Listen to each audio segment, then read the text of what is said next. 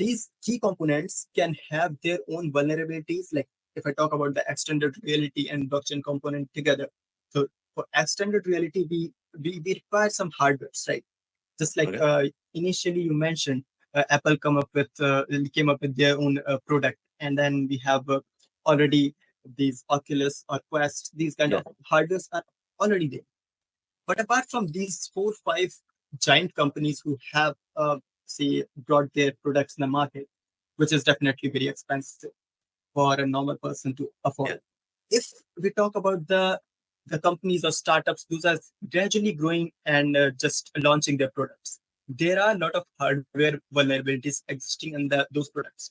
So currently, we don't know whether we are capable of addressing those things or not, or in which context the things can be enough wrong or enough vulnerable to make the threats even more, say, crucial.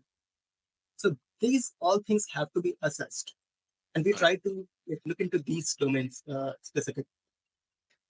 So they're going to be a new version of devices. And of course, they don't have the quality control. They don't have budget. So their hardware will be vulnerable, software and APIs. And that can pose a lot of, and then it will be a variable. So there will be even more worse consequences. But that's, guys, those of you are listening, these are the new areas when it comes to security and privacy. And don't forget artificial intelligence, because machine will learn the data when you start using those devices. That the whole thing. And blockchain, even did not touch it, because blockchain, as he was mentioning about the storing the data,